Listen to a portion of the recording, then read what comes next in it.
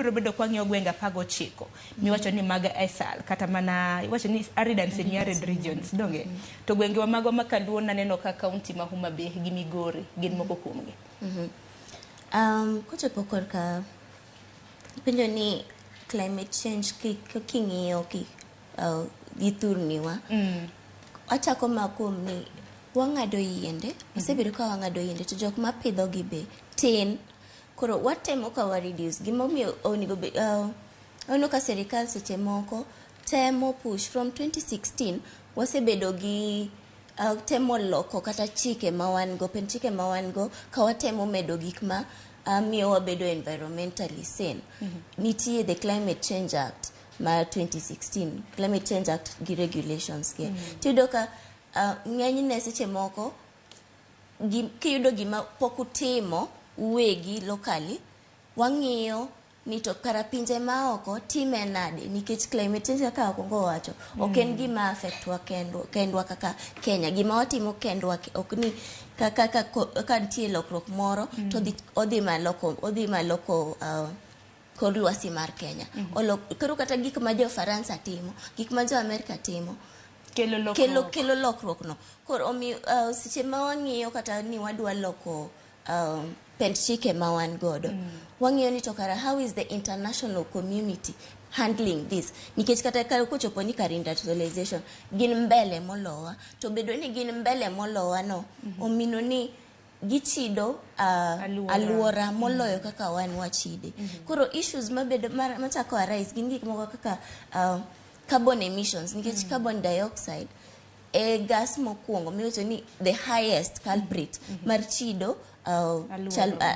aluora no koro watime nang'o jok ma oko go gisebedo ka gimake nang'o koro kaka ne wakelo chik mar Climate Change Act ni yudo ka nitie national determined contributions ma wang'iyo ni ang'o monego bed ni watimo to kaka Kenya ne wa narrow down to gik moko 7 to gik moko 7 mane wacho ni climate change nya affect sana mabe waseneno ka affect disaster risk and management mano wacho wach mar oro to wasewacho wach mar ni koth machwe makoro kelo floods cha makethore mana achiel kuomgi nitie gimoro ka ni food and nutrition security kech mobira ma chiemo onge koro chuno wani wadok e sirkal yudo ka koro areas mane ordinarily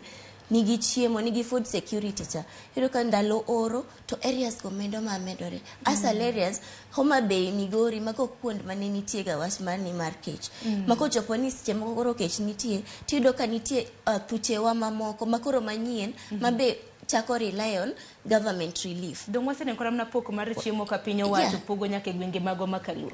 ineno kata ka gwenge mag Central Kenya ji chako yudo ka sirkal koro chako pogo chiemo kuongo momino ni climate change osetimore makoro onge ng'ama ni safe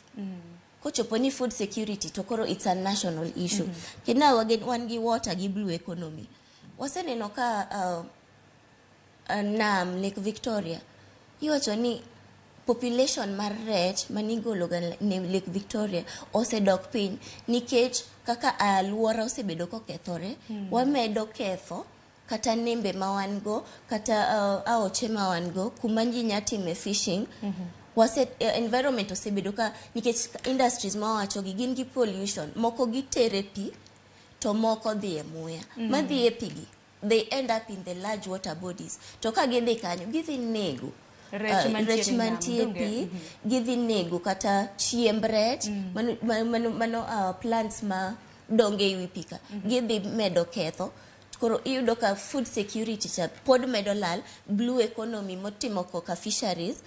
iyudo ka jowa be koro end up ni onge tich mora mora nikech kidhi e nam idwa dhi lupo onge wach makamano osigolo kara mna midhiero inyalo kara mna paro higa mokalo kwa ng'iyo kara mna blue economy